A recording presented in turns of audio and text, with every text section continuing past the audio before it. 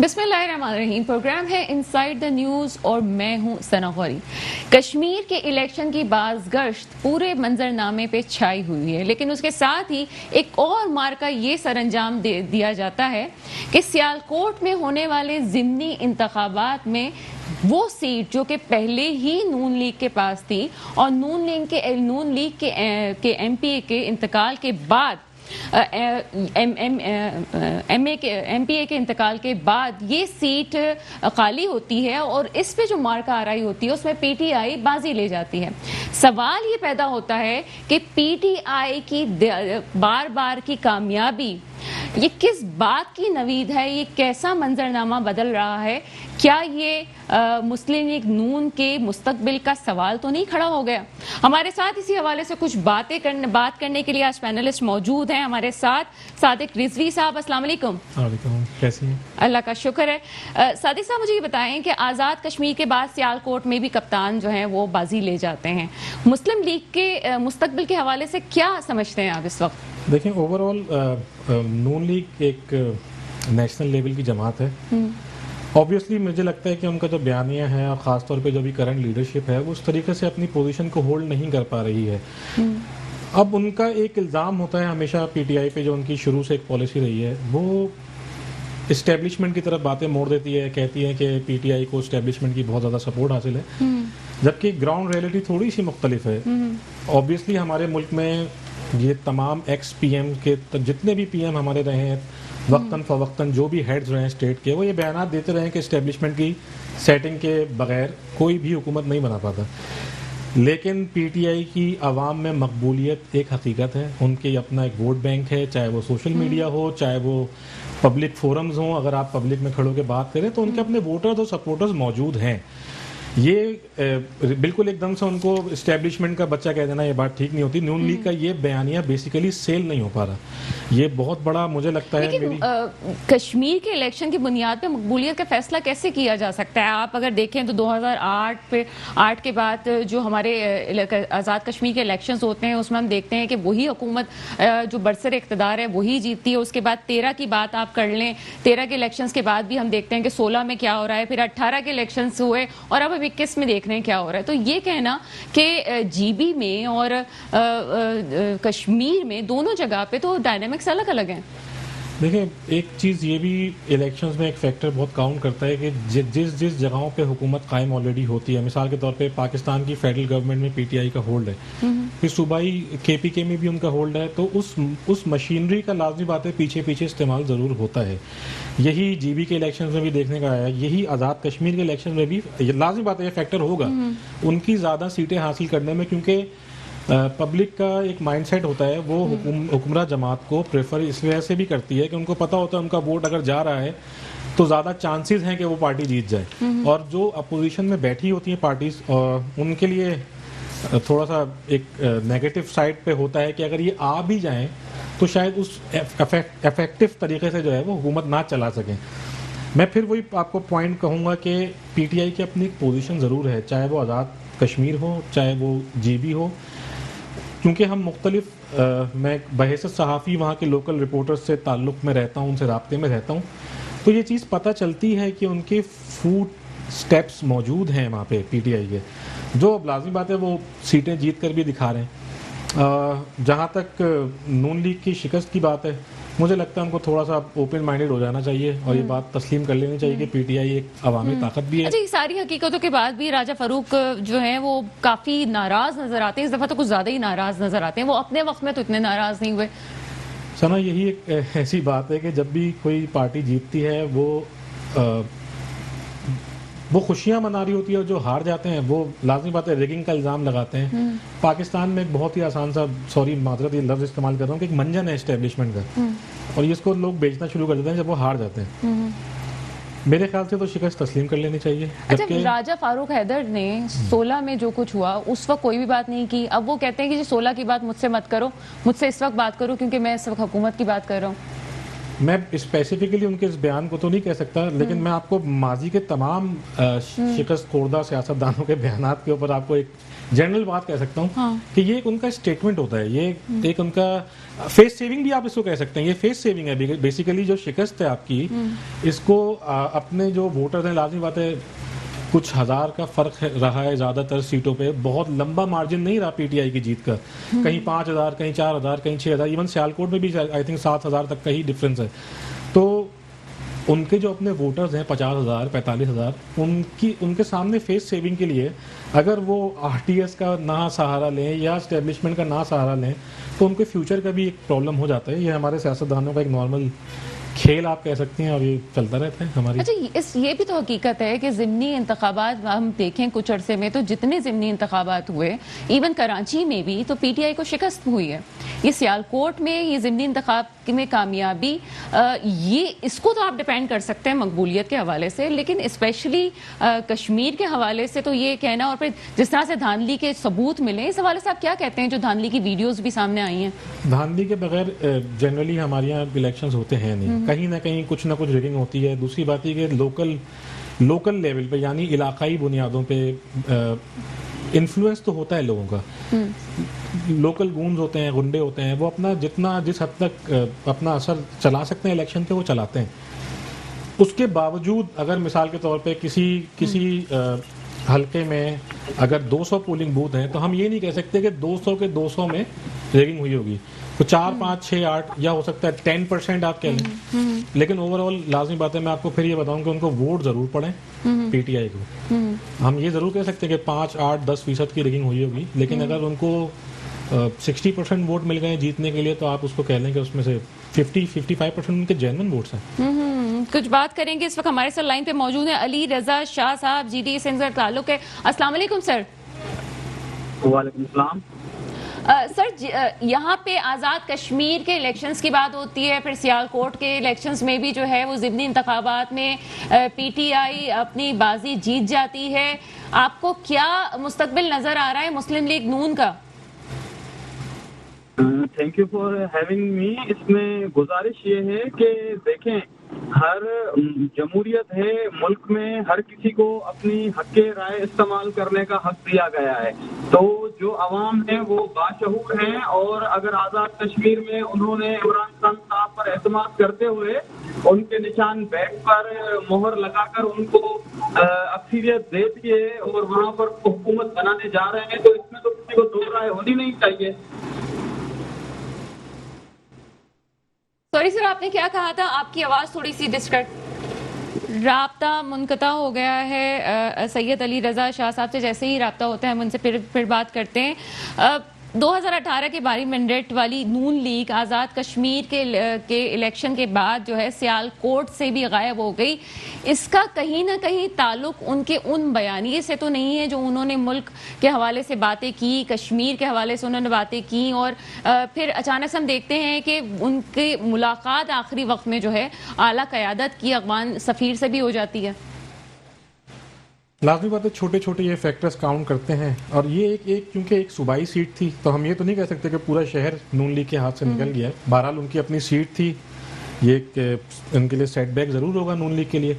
मैं आपको फिर कहूँ, मैं खुलकर ये बात ज़रूर कह सकता हूँ कि मरियम नवाज़ की अपनी एक पर्सनैलिटी ज़रूर है, लेकिन वो जिस किस्म की लीडरशिप इस वक्त नून लीग को प्रोवाइड कर रही हैं, मुझे लगता है वो थोड़ा सा प्रॉब्लमेटिक है लॉन्ग रन में, क्योंकि पर्सनैलिटी क्लैशेस पे नून लीग बहुत लंबे अरसे तक सियासत नहीं करती हुई नजर आती। वो ये समझते हैं कि इमरान खान की पर्सनैलिटी को तनकीद का निशाना बनाकर वोट हासिल कर लेंगे, जबकि इमरान खान दूसरे एंड पर खुद एक बहुत मकबूल शख्सियत है पाकिस्तान की। तो सिर्फ एक ही शख्स को या एक ही शख्सियत के गिर्द अगर अपनी पॉलिसी घुमाएंगे तो नुकसान तो उठाएंगे, क्योंकि नून लीग की माजी की करीब आप देखें अगर 7-8 साल पुरानी सियासत, तो वो ज़्यादा अपने प्रोजेक्ट्स का जिक्र करते थे जो उन्होंने बनाए भी हैं। तरक्कियां पंजाब में बहुत ज़्यादा उन्होंने की हैं। अब वो माइनस करते करते अब सिर्फ वो इस हद तक रह गए हैं कि इमरान खान के बयानात के जवाब देते रहते हैं, कभी वो फवाद चौधरी के बयानात के जवाब देते रहते हैं। ज़्यादातर उनकी तकारीर जो है वो एक दूसरे के ऊपर कीचड़ उछालने में। फवाद चौधरी साहब बातें भी तो इतनी टिका के करते हैं कि क्या ही बात है। सैयद अली रजा शाह साहब हमारे साथ मौजूद हैं लाइन पे। सर, आपको मेरी आवाज आ रही है? जी जी बिल्कुल आ रही है। सर, फवाद चौधरी साहब बार बार ये बात कहते हैं कि ये इलेक्शन की नाकामी के बाद बिलावल भुट्टो जरदारी साहब को और मरियम नवाज साहिबा को पार्टी से इस्तीफा दे देना चाहिए, उनकी पार्टी को उनसे इस्तीफा ले लेना चाहिए। क्या कहेंगे इस हवाले से? Thank you for calling me in your show. मैं इसमें गुजारिश ये करना चाहता हूँ, देखें फवाद चौधरी साहब का एक अपना स्टेटमेंट है, मैं उस पर कोई कमेंट नहीं करना चाहता। अब उनके कहने पर तो जाहिर सी बात है वो पार्टी के लीडरान हैं और बिलावल भुट्टो साहब अपनी पार्टी को लीड करते हैं, मरियम नवाज शरीफ साहिबा अपनी पार्टी को, इनके कहने पर तो नहीं देंगे। लेकिन एक देखा जाए तो इस वक्त पीटीआई गवर्नमेंट को एक अच्छी मकबूलियत मिली है और अवाम ने उन पर एतमाद करते हुए उनको आजाद कश्मीर में भी वोट दिए हैं और अभी जो रिसेंटली एक बाय इलेक्शन हुआ है सियालकोट का, उसमें भी उनको एक अच्छी कामयाबी मिली है। अरबाब रहीम खान साहब का शामिल होना, क्या कहते हैं इस हवाले से?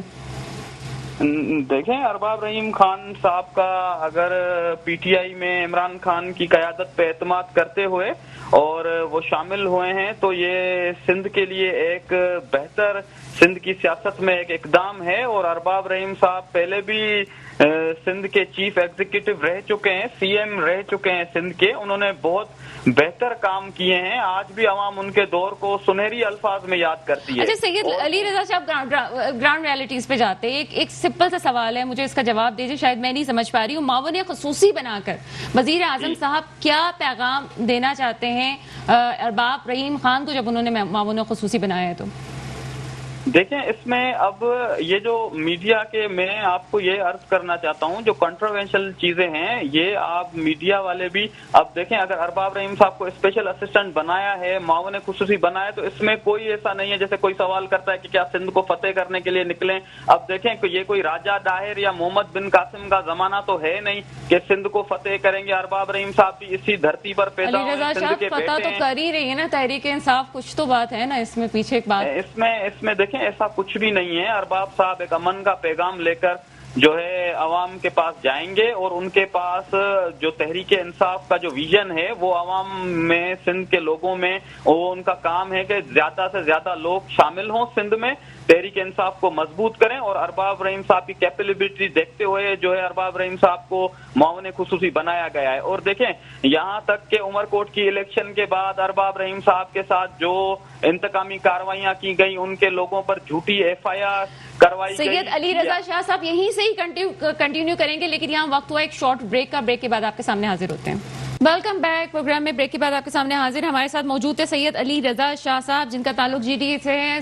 सर, कुछ बात आपसे कर रहे हैं हम तहरीक इंसाफ के हवाले से भी। मुझे ये बताइएगा कि आपका ताल्लुक भी जीडीए से है और तहरीक इंसाफ की खास तौर पे नजर करम आजकल जीडीए पे है, तो क्या कहेंगे इस हवाले से?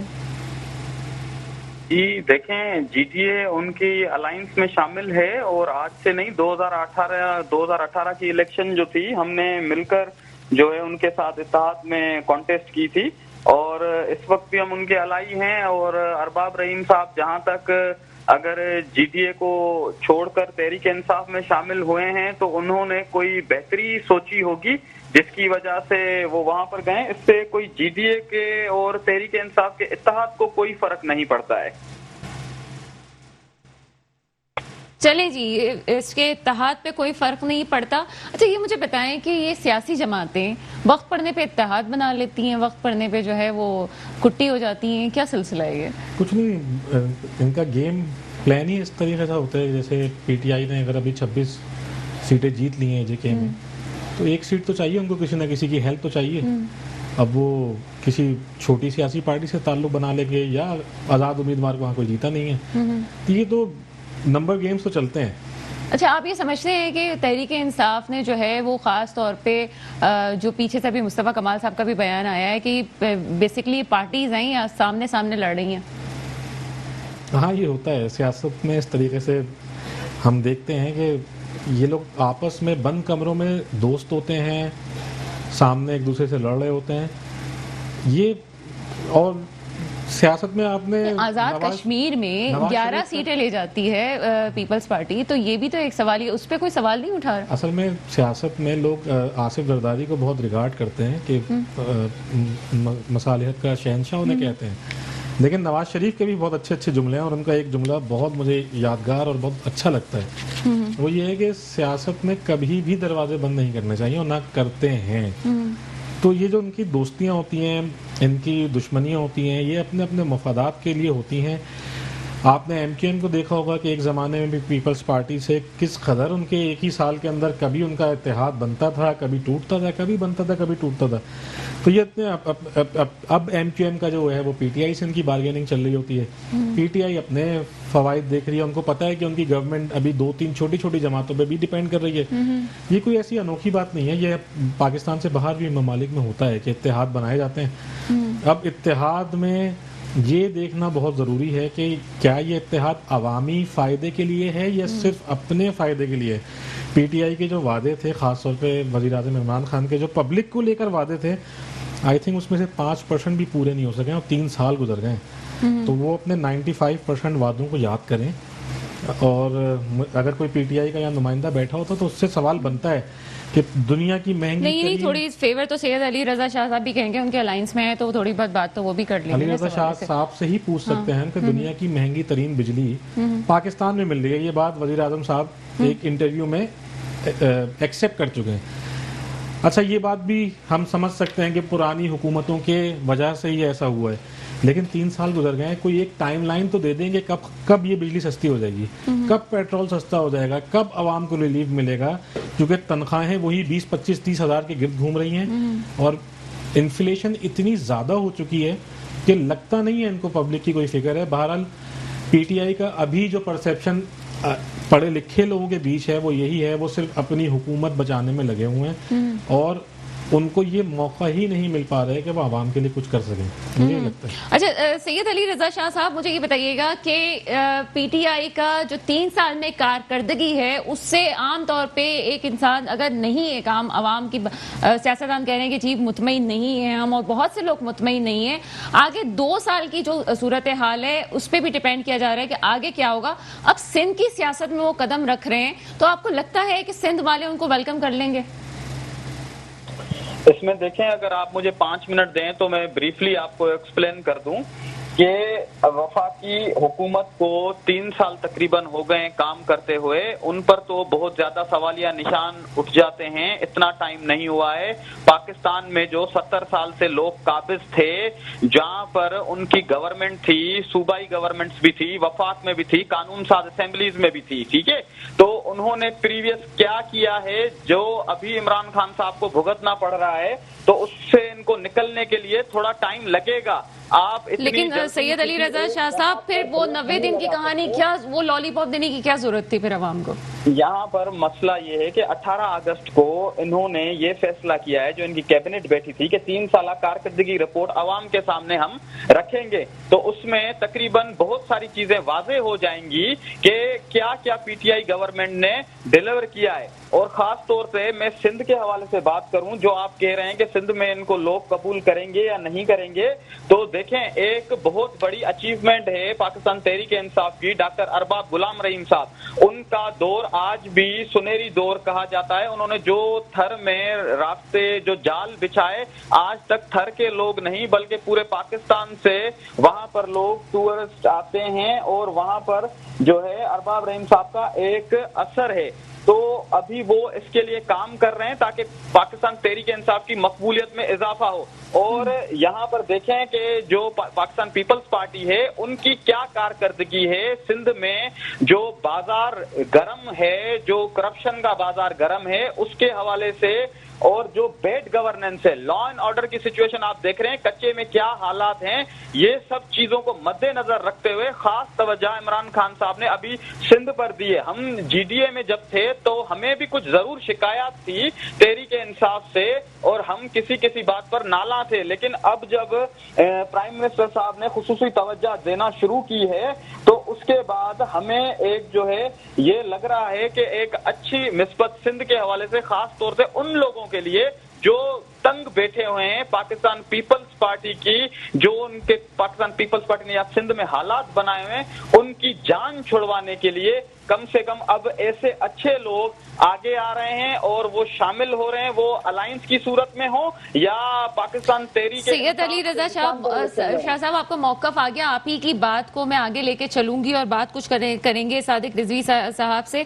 सादिक रिजवी साहब, हुकूमत ये कहती है कि 18 अगस्त को 3 साल कारकर्दगी की रिपोर्ट जारी की जाएगी। आपको वो याद है कि वो 100 दिन के बाद एक अखबार छपा था और उसमें ये था कि हम मसरूफ थे, और अखबार के तमाम अखबारात के सफ़े में एक लंबा सा पेज आता है और उसमें ये समझ नहीं आता कि मसरूफ कहाँ थे। तो ऐसे तो कुछ नहीं होने वाला। तो शाह साहब से ये पूछना है कि क्या 3 साल कारकर्दगी में ये बात बताई जाएगी कि जो आप घर बनाने के लिए हुकूमत लोन दे रही है लोगों को, सस्ते घर बनाने के लिए, और जो नौजवानों को कारोबार करने के लिए जो लोन की बातें पिछले 3 साल से ये लोग जो मार्केट किए जा रहे हैं, क्या बताएंगे कि वो लोन लेने के लिए जो शराइत हैं वो एक गरीब आदमी पूरी ही नहीं कर सकता?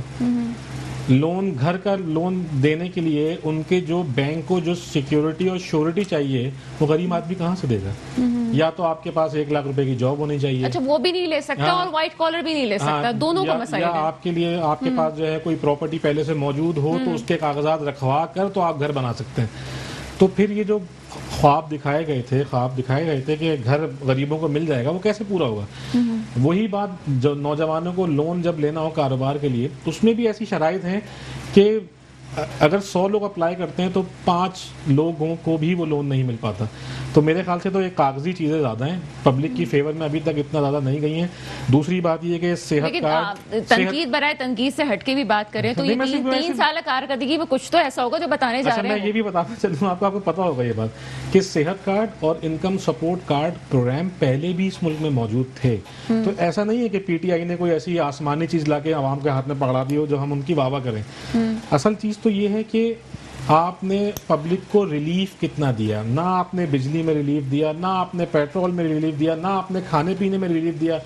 अगर आप एक अंडे डबल रोटी से लेकर अगर आप दाल की, चिकन की, बीफ की, सब्जियों की आप प्राइजेस मैच कर लें, मैं बेसिकली नून लीग के सपोर्ट में कभी भी नहीं रहा। लेकिन अगर आप उनकी, क्योंकि पिछली हुकूमत उनकी थी, अगर आप उससे कंपेयर करें तो अक्सर चीज़ें डबल द प्राइस हो चुकी हैं, यानी डबल कीमत पे खड़ी हुई हैं।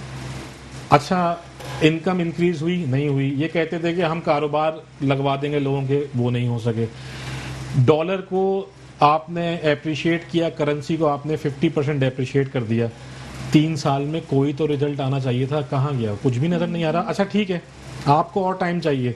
अभी शाह साहब ने कहा कि 70 साल का गंद है, तो क्या 70 साल के गंद को साफ करने के लिए 70 साल चाहिए? बता तो दें ताकि हम उम्मीद तो छोड़ दें, क्योंकि मुझे नहीं लगता अगले 70 साल मैं जिंदा रहूंगा। तो फिर हम अपने आने वाली जनरेशन को ये बता दें कि भाई खान साहब ने एक प्लान बनाया है जो 70 साल के बाद इम्प्लीमेंट हो जाएगा। तो हम लोग फिर ऐसे ही वक्त गुजारी करते हैं, अपनी देखते रहते हैं चीज़ों को। और अभी लगता तो नहीं है कि ये 3 साल कारकर्दगी में कोई ऐसी चीज़ होगी, क्योंकि कागजी बातें करने को बहुत हैं, शायरी करने के लिए बहुत चीज़ें हैं। हम शायरी बहुत अच्छी कर सकते हैं कि हमने ऐसा किया वैसा किया, ग्राउंड रियलिटी मुझे नजर नहीं आता। अच्छा, अली रजा शाह साहब, आप का ताल्लुक जीडी से है और आप बात भी काफी न्यूट्रल होके कर रहे हैं, तो मुझे ये बताइए कि वो जो 3 साल कारकर्दगी है उसमें आखिर कोई ऐसी बातें जो आप बताना चाहें कि ऐसा हुआ है जो सामने आएंगी? देखें, इंशाल्लाह ताला जाहिर सी बात है, एक पूरी कैबिनेट बैठी है और उन्होंने कुछ तय करने के बाद ही ये फैसला किया होगा कि हम आवाम के सामने अपनी 3 साल कारकर्दगी रखेंगे ताकि आवाम का एतमाद जो है पाकिस्तान तहरीक इंसाफ पर बहाल हो सके। और दूसरी बात यह है, जहां तक मेरे भाई डिलीवरेंस की बात कर रहे हैं कि कितना टाइम पीरियड चाहिए, तो मैं इसमें गुजारिश ये करना चाहता हूं कि इंशाल्लाह ताला 18 अगस्त की रिपोर्ट के बाद भाईजान को भी ये पता चल जाएगा कि काफी बेहतरी हुई है, क्योंकि हमारे पास दिखाने की चीजें जो हैं, जाहिर सी बात है महंगाई हुई है, इसमें कोई शक नहीं है। और बार बार हमारे जीडीए की तरफ से भी हमने ये बातें मीटिंग्स में की हैं कि महंगाई हुई है। इसमें कोई दो राय नहीं है। हम कभी भी ये नहीं कहेंगे कि पाकिस्तान तहरीक इंसाफ की क़यादत को कि आप आवाम के ऊपर महंगाई के बम फोड़ते जाएं और हम आपके साथ हैं, ऐसा बिल्कुल भी नहीं होगा, क्योंकि हमें भी कल इलेक्शन लड़ना है, अपनी कॉन्स्टिट्यूंसीज में हम जाएंगे, हमें भी लोगों से वोट मांगने हैं। तो कारकर्दगी बेहतर होगी तो लोग भी बाशऊर हैं और वो एतमाद कर सकेंगे। तो 18 अगस्त की जो रिपोर्ट आएगी कुछ दिन की बात है, कुछ सब्र कर लें। जहां पर 3 साल सब्र किया, हम 70 साल तो सब्र करने के लिए कह नहीं रहे हैं। जहां पर पीछे देखें कितने मामला थे, कितने मसाइल थे इस मुल्क को, लेकिन उसके बाद भी आपने देखा कि ग्रे लिस्ट में जो है हमारा मुल्क का नाम निकलने के लिए वहां पर 1 पॉइंट की शर्त सिर्फ रह गई है, उस पर भी काफी काम हो गया है। वजीर खारजा ने, शाह महमूद कुरैशी साहब ने कल परसों भी अपनी स्टेटमेंट में बताया था। तो ये देखें एक पेशरफ्त है जो हो रही है और इंशाल्लाह ताला इसके मिस्बत असर निकल आएंगे, आवाम को खुशखबरी मिलेगी। अच्छा, अगर पाकिस्तान तहरीक इंसाफ से आवाम मायूस होती तो बार बार उनको आजाद कश्मीर में बाई इलेक्शन में वोट देकर कामयाब न करती। अगर देखें कहीं पर पाकिस्तान तहरीक इंसाफ की डिलीवरेंस नहीं थी तो आपने देखा कराची में कुछ ऐसे ज़मीनी इलेक्शन भी हुए जहां पर पाकिस्तान तहरीक इंसाफ को झटका खाना पड़ा, जिसकी वजह से जो हुक्मरान थे सब बैठे और उन्होंने कुछ होश के नाखून भी ले लिए। अब गलतियां तो होती हैं, 19-20 होती है, इसमें देखिए किसी भी एक पर एकदम से ब्लेम लगाना, मैं इस राय का कायल नहीं हूं और मौका देना चाहिए। मैं तो चाहता हूं कि ट्रेजरी बेंचेस के साथ अपोजिशन भी मिलकर तनकीद बराए तनकीद की पॉलिसी को छोड़कर अगर पाकिस्तान की मुफाद में कुछ चीजें बेहतर हैं तो वो कर लें, ताकि उससे आगे की नस्लों के लिए हम कुछ बहुत अच्छी बात है, ये इसी तरह से इम्प्लीमेंट होना चाहिए और सबको मिलके काम करना चाहिए। बहुत शुक्रिया अली रजा शाह साहब, आप हमारे साथ मौजूद थे। यहाँ पे वक्त हुआ एक छोटे से ब्रेक का, ब्रेक के बाद आपके सामने हम हाजिर होते हैं। ब्रेक के बाद आपके सामने हम हाजिर हैं। बात कुछ हो रही है पीटीआई की परफॉर्मेंस के हवाले से, आजाद कश्मीर के इलेक्शंस और सियालकोट में ज़िमनी इंतखाबात की कामयाबी के बाद मुल्क की सूरत हाल में क्या होने जा रहा है। सादिक रिजवी साहब हमारे साथ मौजूद हैं। आपने अभी अली रजा शाह साहब के हवाले से भी बात सुनी, वो भी ये कह रहे थे कि जी टाइम तो दो, वक्त तो दो। अच्छा, हम ये देखते हैं कि वक्त होते होते वो 5 साल तो मुकम्मल हो जाते हैं, प्लानिंग कहाँ जाती है?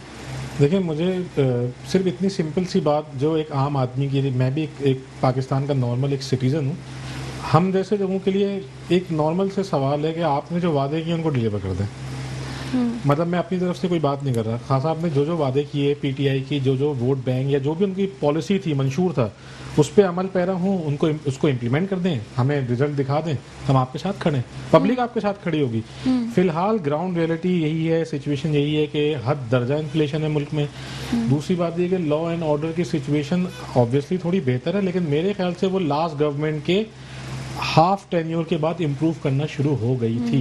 यानी 2015 के बाद हमारे मुल्क की लॉ एंड ऑर्डर बेहतर होना शुरू हो गई थी। हम ये नहीं कह सकते कि 2018 के बाद हुई। तो पीटीआई पूरा क्रेडिट तो इस चीज का ले नहीं सकती। हाँ, बिजनेस कराची के हालात काफी बेहतर हो गए थे। अब आप ये देखें कि बिजनेसेस के लिए क्या बेहतरी हुई, क्या हम मैन्युफैक्चरिंग करना शुरू हुए। जो असद उमर साहब का जो कॉन्सेप्ट था पाकिस्तान को तरक्की देने का, वो यही था कि हम मैन्युफैक्चर करेंगे चीज़ें, हम एक्सपोर्ट करेंगे चीज़ें। एक्सपोर्ट कहाँ खड़ी है हमारी? हमारे एक्सपोर्ट तो अभी अप टू द मार्क नहीं है। और 3 साल हो गए हैं, क्या मुल्क में नई फैक्ट्रियाँ लगी हैं? अगर लगी हैं तो स्टेट शेयर कर दें हम लोगों से। आप बता दें कि इस मुल्क में कितने सेक्टर्स में कितनी नई फैक्ट्रीज लगी हैं, कितने नए बिजनेसेस शुरू हुए हैं, कितनी तरक्की हम कर रहे हैं। आप clear cut facts and figures आवाम के सामने रख दें, हम जैसे लोगों के जो तनकीद करने वाले हैं उनके मुंह बंद हो जाएंगे। हमारे साथ इस वक्त मौजूद हैं राना एहसान अफजल साहब, जो कि पीएमएलएन से जिनका ताल्लुक है। अस्सलाम वालेकुम सर। जी वालेकुम सलाम। सर, कहा जा रहा है कि आजाद कश्मीर के इलेक्शंस होते हैं, उसके बाद सियालकोट के ज़िमनी इंतखाबात होते हैं। कहा जा रहा है कि पीटीआई की मकबूलियत वजह है। दूसरी तरफ ये भी कहा जाता है कि पीएमएलएन का बयानिया उन्हें ले डूबा है। क्या कहेंगे आप इस हवाले से?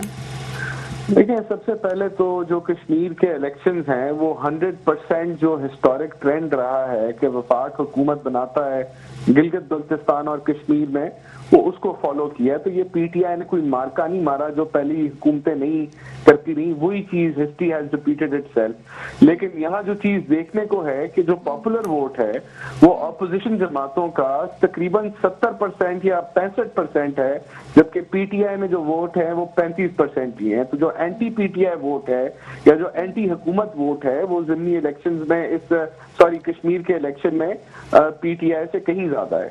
बाकी जो ये सियालकोट का इलेक्शन है ये वन ऑफ इंस्टेंस है। इसको आप जो है जो ट्रेंड पीटीआई ज़िमनी इलेक्शंस में भरपूर तरीके से हारी वो निगेट नहीं कर पाता, लेकिन वहां बिल्कुल वो जीते। और सब जानते हैं। राणा साहब थोड़ा सा इंटरप्ट कर रही हूँ मैं, मुझे छोटे से सवाल का मुझे जवाब दीजिए कि मरियम नवाज साहिबा का बयानिया इसमें कोई मुदाखलत नहीं करता, कुछ नहीं हुआ? देखिए नहीं, जो मरियम नवाज का बयानिया है वो ये है कि किसी भी ऐसे अदारे को जो आईनी तौर पे जिसको इजाजत नहीं है उसको जो है क्या कहते हैं जमहूरी अमल में मुदाखलत नहीं करनी चाहिए आइन के खिलाफ, और जो हमारी जुडिशरी है वो आजाद होनी चाहिए है। तो ये जो मौकफ है या ये जो बयानिया है ये तो PMLN का है, और मैं समझता हूँ सारी जो जमहूरी कुव्वतें हैं उनका भी ये बयानिया है। तो ये कोई एंटी पाकिस्तान बयानिया या वो ये तो दिस इज फॉर पाकिस्तान, और ये जो है पाकिस्तान की आइन की बहाली का बयानिया है। तो इसमें मैं नहीं समझता कि कोई आप इसको कहें कि इसकी वजह से हुआ है। ये तो एक कंटिन्यू स्ट्रगल रहेगा, आगे भी यही बयानिया चलेगा। लेकिन पीटीआई का ये मौकफ है कि जो खास तौर पे मुस्लिम लीग नून को शिकस्त हुई है वो उनके बयानी की वजह से हुई और कोई वजूहत नहीं थी। देखिए पीटीआई का तो काम है कि वो ऑपोजिशन को अटैक करे और बिलो द बेल्ट बातें करे, जिस तरह आपने कश्मीर के इलेक्शन में देखा कि गंडापुर साहब ने की। उसकी वजह ये है कि पीटीआई की अपनी परफॉर्मेंस इतनी खराब है। चौधरी साहब ने उनको शाबाशी दी है। नहीं, शहबाज शरीफ साहब ने किस चीज के ऊपर शाबाशी दी है? उनकी बातें करने की वजह से, जो उन्होंने बयान दिए हैं अमीन गंडापुर साहब ने जो बातें की हैं जलसे के दौरान। हाँ जी, उनको इमरान खान साहब ने शाबाशी दी है क्योंकि वो उन्हीं की सोच की निकासी करते हैं, उन्हीं की थॉट प्रोसेस की वो निकासी करते हैं। लेकिन मेरा कहने का मकसद है कि ये पर्सनल अटैक्स इसलिए किए जाते हैं जब आपकी अपनी परफॉर्मेंस जो है वो वीक हो, वरना आप अपनी परफॉर्मेंस के ऊपर बात करें, आप अपने आगे फ्यूचर प्लान्स के ऊपर बात करें। लेकिन जब वो ना हो आपके पास और आपकी परफॉर्मेंस वीक हो तो फिर आप अपने मुखालिफ को, हरीफ को आप अटैक करते हैं, और वही पीटीआई कर रही है। सर राणा साहब मुझे बताइएगा कि नताइज को आप मानने के लिए तैयार नहीं, आगे स्ट्रेटेजी क्या अपनाएंगे आप? देखें, ये इलेक्शन जो है हम इनको इलेक्शन नहीं मानते, फ्री एंड फेयर। ये सिलेक्शन थी और इसके अंदर एक हसास अदारे के सीनियर ऑफिसर का तबादला हुआ। वो किन वजूहात की वजह से हुआ उसको आप खुद एक्सप्लोर कर लें। तो वो उसी वक्त से जो है प्री पोल रिगिंग जो है वो शुरू हो चुकी थी। फिर जो पैसे का बेइंतहाशा बहाव और फिर जो आपने डेवलपमेंट के अंबार लगा लिए, एक हुकूमत, फेडरल हुकूमत डेवलपमेंट के अंबार की अनाउंसमेंट करे कि हम ये कर देंगे और वो कर देंगे, फिर हमारे जिस तरह से कैंडिडेट्स तोड़े गए। तो ये this is not an election जिसको आप फ्री एंड फेयर किसी भी तरीके से आप कह सकते हैं। ये एक सिलेक्शन का प्रोसेस है और जब तक ये करते और चलता रहेगा तो ये जमहूरियत को और कमजोर करते रहेंगे और ये हमारे बयानिए को और स्ट्रेंथन देंगे कि वोट को इज्जत देनी पड़ेगी। तो अब अपोजिशन ये बात मान चुकी है कि इलेक्शन अब 2023 में ही होंगे। देखिए, हमारा स्ट्रगल इस हुकूमत के खिलाफ है क्योंकि ये हुकूमत महंगाई जो है की जड़ है, ये हुकूमत जो आम आदमी की जिंदगी अजीरन करने की जड़ है। तो हमारी स्ट्रगल तो चलती रहेगी। अब हम जो है वो इस हुकूमत को गिरा पाएंगे या नहीं गिरा पाएंगे, देखिए इसको गिराने का एक ही तरीका है कि आप अदम एतमाद लेके आए या पूरी ऑपोजिशन जो है वो रिजाइन कर दे इन मास। तो अगर ये दो चीजें नहीं होती तो फिर ये हुकूमत अपना टेन्योर पूरा करेगी 2023 तक। लेकिन अगर अगले 2 सालों के अंदर कोई इस तरह की जो है वो बिल्डअप होता है कि जहां अदम एतमाद की तरफ जाए या फिर जो है कोई इस्तीफों की तरफ जाए मामला, तो जरूर यही 2 रास्ते हैं। इसके अलावा अपोजिशन तो मिलकर बैठने के लिए भी तैयार नहीं है, इनके अपने खिलाफत भी हैं, कैसे कोई स्ट्रेटजी बना सकता है? देखिए, आगे आने वाले टाइम में कोई भी जो है वो सियासी जो है वो स्टैग्नेंट ही रहता, वहाँ कुछ भी हो सकता है आगे। जिस तरीके से इनकी कारकर्दगी है, महंगाई बढ़ रही है, अभी आगे जिस तरह से खसारे आ रहे हैं, मुल्क पे कर्जा चढ़ रहा है, आगे अभी पेट्रोल की प्राइसेस और बढ़ सकती हैं, बिजली की प्राइसेस और बढ़ सकती हैं, कुछ भी हो सकता है। हम लोग हमारी काविश और हमारी जो एक ऑपोजिशन का जो रोल है वो हम अदा करते रहेंगे। अच्छा, अब इमरान खान साहब का जो है अब नजर सिंध पे है और सिंध मिशन की बात हो रही है, बड़े बड़े बयानात भी दिए जा रहे हैं, आपको क्या नजर आ रहा है? देखिए, ये बयानात की हद तक ही रहेंगे, क्योंकि ये 3 साल से बयानात ही देते रहे हैं कि 1 करोड़ घर नौकरियां मिलेंगी और 50 लाख घर बनेगा। तो ये बयानात की ही हद तक रहेंगे, इससे बढ़ के और कुछ भी नहीं होगा, क्योंकि पूरी कौम देख रही है कि ये सिर्फ अपना टाइम पास कर रहे हैं, उनकी मुद्दत पूरी कर रहे हैं, लेकिन परफॉर्मेंस, डिलीवरी या किसी और अमल के अंदर इनका कोई ज्यादा कोई रोल नहीं है। आपको नहीं लगता कि सिंध में स्ट्रांग होने जा रही है पीटीआई? देखिए, किस बेसिस पे स्ट्रांग होगी पीटीआई? क्या पीटीआई ने महंगाई कम कर दी है? क्या पीटीआई ने बिजली के रेट कम कर दिए हैं, गैस के रेट कम कर दिए हैं?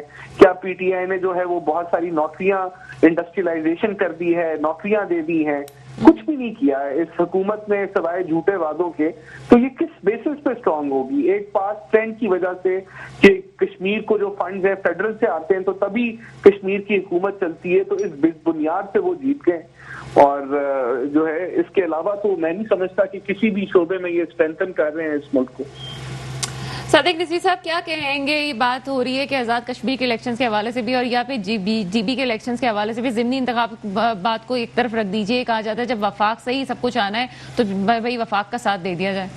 ये मैंने आपको पहले भी अर्ज किया था कि ऐसा होता है कि जो हुकूमत में जमात होती है उनकी अपनी मशीनरी होती है, मशीनरी में लाजमी बात है फंड्स भी आ रहे होते हैं और बहुत सारे ऐसे वादे आते हैं जो कैंडिडेट्स को पता होता है। वहाँ के लोकल जो भी बहुत ही निचले लेवल पे इलाकाई जो लीडर्स होते हैं उनको ये बात मालूम होती है कि अगर हम हुकूमत को इस वक्त सपोर्ट कर देंगे तो अभी हाथ में तो फौरन फवायद आना शुरू हो जाएंगे। तो ये हुकूमत में होने का एक फ़ायदा तो होता है, लेकिन उसके बावजूद मैं फिर कहूँगा कि पीटीआई के अपने वोटर्स हैं, पीटीआई के अपने सपोर्टर्स हैं। एक स्ट्रेट अवे इस बात को ऐसे कह देना कि एस्टेब्लिशमेंट में जितवा दिया, वो तो बहरहाल किसी और लिंक का भी जिक्र कर रहे थे कि किसी अफसर ने हसास इदारे के भी कोई हेल्प की है। मैं इसको नहीं अग्री करता, मैं इस बात से नहीं, मैं बस ये बता सकता हूँ कि एस्टेब्लिशमेंट का किरदार हर जगह रहा होगा। अगर इस दफा रहा है तो ऐसा नहीं हो सकता कि वो सिर्फ इस हुकूमत को बनाने में अपना किरदार अदा करे और पिछली हुकूमत को बनाने में अपना किरदार ना। सादिक रिजवी साहब, प्रोग्राम के आखिरी हिस्से में हम दाखिल हैं, आपका छोटे से कमेंट चाहूंगी मैं कि सिंध में पीटीआई अपनी बात कर रही है और आगे कामयाबी की भी बात की जा रही है, पीपल्स पार्टी का क्या फ्यूचर होगा? जैसे आप कह रहे हैं कि मकबूल जमात है, इसका मतलब मकबूल जमात मजीद अगर मकबूल हो गई तो क्या होगा? देखिए, इंटीरियर सिंध से पीपल्स पार्टी को शिकस्त देना बहुत मुश्किल है, क्योंकि उनके एक तारीखी और जज्बाती ताल्लुकात हैं वहाँ के लोगों से। ख़ासतौर पे जो नारा है भुट्टो और जीए भुट्टो, ये एक ऐसी चीज़ है, एक ऐसा सेंटिमेंट है सिंध की आवाम में जिसको अभी पीटीआई वाले इतनी आसानी से टैकल कर नहीं सकते। और ग्राउंड रियलिटी ये भी है कि पीटीआई ने कोई ऐसा काम भी नहीं किया है सिंध में जिसकी वजह से आप सिंध में पीपल्स पार्टी का जो किरदार है उसको मिनिमाइज कर सकें। एक बात मैं आपको एक मिसाली तौर पे एक बात समझाने की कोशिश करता हूँ। कोरोना वायरस में जब कोविड की वैक्सीनेशन शुरू हुई तो वैक्सीनेशन हमारे हिसाब से काफ़ी बेहतर तरीके से एग्जीक्यूट हुई, यानी कि उसका जो प्रोसेस था वो काफ़ी शफाफ रहा, कंप्यूटराइज रहा, आसानी रही लोगों को कि अपना टाइम लें, अपना कोड लें और जाके वैक्सीनेशन लगवा लें। सिंध हुकूमत ने जो एक्सपो सेंटर में अपना सेंटर बनाया है, दूसरी जगहों पे जो उनकी सेंटर्स हैं उसका कैलिबर भी बिल्कुल वफाक से मैच कर रहा है। यानी कि अगर पीपल्स पार्टी की परफॉर्मेंस की बात की जाए सिंध हुकूमत की, तो कहीं ना कहीं वो भी टक्कर लेने के लिए तैयार हैं, वो भी अपनी परफॉर्मेंस अपने लेवल पे कर रहे हैं। जब भी आप किसी सिंध के वजीर से या सिंध हुकूमत के किसी बंदे से बात करते हैं, एक ही रोना रोता है हमें फंड नहीं मिल रहे। अब ये फंड्स के अपने मामला तय कर लें, क्योंकि मेरी अपनी इन्फॉर्मेशन और नॉलेज के हिसाब से मुझे ये बात पता है कि फेडरल गवर्नमेंट इनको बहुत रुला कर फंड रिलीज कर रही है। तो जब आप फंड नहीं देते हुकूमत को, जब उनको जो फेडरल से जो हक मिलना होता है अगर वो टाइम पे ना मिले, देर से मिले, तो लाजमी बात है परफॉर्मेंस पे तो फर्क पड़ना है। बहरहाल मुझे नहीं लग रहा है फ्यूचर में कि पीटीआई जो है, बल्कि मुझे तो लगता है कराची की जो सीटें जीते थे 2018 के इलेक्शन में, मुझे तो नहीं लगता वो रिटेन भी कर पाएंगे, क्योंकि कराची के लिए कुछ किया नहीं उन्होंने। बहुत शुक्रिया राना एहसान अफजल साहब हमारे साथ लाइन पे मौजूद थे। बहुत शुक्रिया आपका। सादिक रिजवी साहब आप हमारे प्रोग्राम में मौजूद थे। प्रोग्राम का वक्त खत्म होता है, मुझे इजाजत दीजिएगा। खुदा हाफिज।